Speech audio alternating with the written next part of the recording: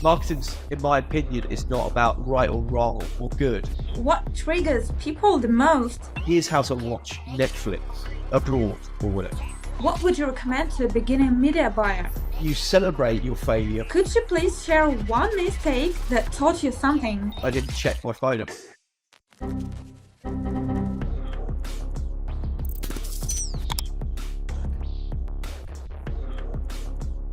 Hi, I'm Ollie from Propeller Ads. Today we invited a very experienced media buyer, David Long, to finally reveal all top secrets of running utility ads.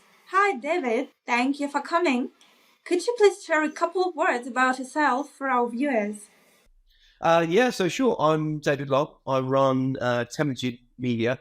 We're a niche little marketing consultancy based just outside London. And I guess we specialize in rapid market growth and new channel discovery.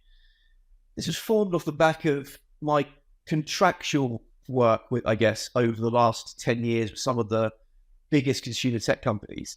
And we've been very lucky to partner with these companies and have held that relationship ever since. I spent my 20s in the US learning about affiliate marketing and online marketing in general, really. And again, we're lucky to be involved in some large-scale projects that really catapulted my education and understanding into the online marketing space, really. Sure, we learned some things about what to do, but also importantly, what not to do. I guess we were always early adopters to new trend, and personally, that's where I sort of get a lot of satisfaction from. We were early adopters to native and in content marketing, and saw some big success in the way that we delivered that out to a direct response consumer tech utility audience. And I guess that's what's led us to Push, really. I liked what the accessibility of Push could be, and it's clear to see there's huge potential. And that's you guys. And I think that having started working with Propeller, I really quickly realized that we aligned with the same work ethic. And the team that I've worked with Propeller have actually been pretty good in helping us take the journey forward. So, yeah. Thank you, David. Your experience in running ads is impressive. So today, we want to ask you 5 questions about running utility ads. And the question 1 is, what are the best formats for running utilities? Yeah, I think to be honest, that very much depends on the type of product, I think, and the flow that we've got. We've seen success in all aspects of it. Push generally does work better. I like certainly for utilities, I think that Push has a nice sort of view because you're informing them of something. All potential formats have a format to work. They've just got to be used correctly in the right way. And I think that it's important that we don't just adopt the same flow to each of those. And I think we're quite good at getting granular in all aspects of your formats. And we've seen success with all 3. Thank you. And what creatives convert like fire? What triggers people the most? We actually adopt a slightly different view with our marketing with that. So whilst there's a lot of push notifications out there that will inform a client that they are not secure or they need to do this or there's a warning, I'd like to think that we offer a positive psychological spin to it. So rather than offering a negative, there's a warning, maybe suggest, well, here's how you watch Netflix, or here's how you do something, or here's how a positive spin on it. Yeah, I think that's interesting. I think that there's a psychological aspect to it, and you want to be inquisitive without raising any alarm or disengagement. You can do that in a number of different ways to try and capture their attention. I guess we always want to try and think of something that's relatable to them. And that's why I use the example of positive spin. If you're talking to a user about their internet isn't secure, or they haven't got this, or they don't have that, often it's not going to be a big enough trigger for them to, I guess, resonate enough. And don't get me wrong, those ads do work as well. But I just think generally there's a place for finding ads that relate to the user. So it's much more likely if you were as I mentioned before, if you were suggest that the user, here's how to watch Netflix abroad or whatever. And I think that a user can resonate with that. So if those messages are transferred through to the ad, I think that the whole journey and life cycle of the customer is much more fulfilled. And obviously, when we're doing marketing, we're not just looking for unintegrated, whereby we're looking for a longevity of a user here. And I think it's a good sort of approach that other marketers could take to get involved in the full life cycle of that user. And they're much more likely to get a better retention rate. And what about geos? What countries need utilities the most? I think that there is a tier one, obviously. English-speaking countries historically always perform well. The UK can be hit and miss with a lot of offers, in my opinion, sometimes. But the US, Canada, Australia, New Zealand are always going to be your sort of bread and butter, really. Having said that, Europe's a big market as well, and France, Germany, Spain, Italy make up the same sort of population, I guess, in the US. So we have, over the last few years, definitely opened up our marketing consideration in multiple languages. And I think it's just important to realize that you can get your ads can be translated, but it's also about finding the right tone and the right pitch to a different audience.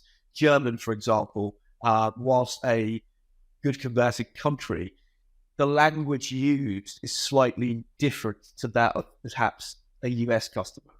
The fundamentals would be out of there, but I think that the nuances are slightly different depending on country. And I think that that's where you can really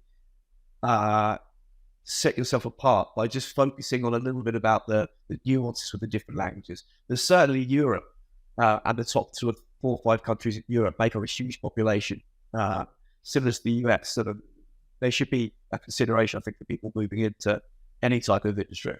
For sure. I think it's always about, I think marketers are always better if they find a niche in something they're either passionate about or interested in.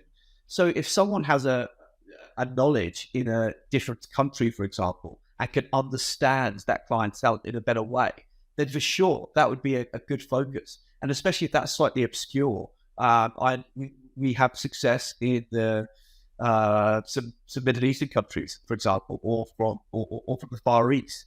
And I think that having someone that had a deeper understanding from their own backgrounds perhaps could give them an edge. So I would just say, like anything, just to stick to something that you know or are interested in as a good benchmark if you want to venture off. But the tier ones, whilst they are expensive, they are obviously going to generate a higher yield and conversion rate for you.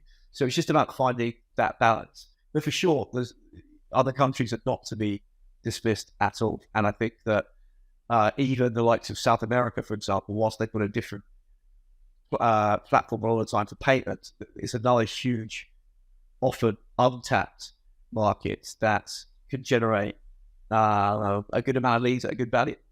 Thank you. And now, one spicy question. Could you please think of one mistake that taught you something, like a biggest failure when running ads? The biggest mistake wasn't actually to do with the ad, but it was about the it was about running the ad. I remember when I've put an ad campaign live, and it was an impromptu sort of evening, and it was done on my phone. And I obviously the ad was live and it was spending money, and I didn't check my phone and it actually deleted the ad and just wrote out a load of just sort of, I think FFFFFF or something, and it replaced my ad with a series of letters that didn't make any sense. And obviously that was a costly amount of money. So it's just being about careful. Yeah. So for me, it was being more careful when I'm putting ads live, not in a working environment. The more mistakes you make, the sort of better in the early stage, I think. So I think that the mistakes that I've made ended up being sort of positive aspects. There'll be ads that don't run, for sure, but I think that like fundamentally that uh, you celebrate your failure because you want to use that to know what not to do for your next event. And the more that you realize what not to do, the easier it becomes to figure out what you do need or what does work. We've tried out some bizarre ideas over the past, mainly sort of in native, that I'm sort of proud to say that people still use today. There's some sort of weird ideas, and that's another thing. There's no sort of wrong marketing, in my opinion. It's not about right or wrong or bad or good. It's about sort of finding your own way to resonate with people as creatively as you can, I guess. Oh, thank you for sharing this. And by the way, you who are watching this video right now, what was your biggest failure? Share in comments. And question 5. What do you find the best trends of utility ads today? I think that the utilities industry has somewhat of a bad reputation, really. I'd like to think that we could be sort of arbiters of a big part of changing that process. There are obviously ads out there at the moment that are highly generated, still very much around creating a somewhat of a scare tactic towards the user, I guess. And I think that it's important to identify that industry is changing and that we can still generate the same eCPM by just being a bit more creative around that. I think that hopefully as we increase in volume and hopefully we start to become more creative, that other users will follow suit and adopt a different mentality, because you've got to find a line between being creative and being sort of obtuse. And I think that the industry is in a delicate position at the moment. So we want to be at the part of where we are not necessarily following existing trends, but looking at ways of finding new as creative trends to really push and utilities to another level. Thank you, David. I really enjoyed this talk. And if you enjoyed it too, give us a like, subscribe to our channel, and hit the bell. See you!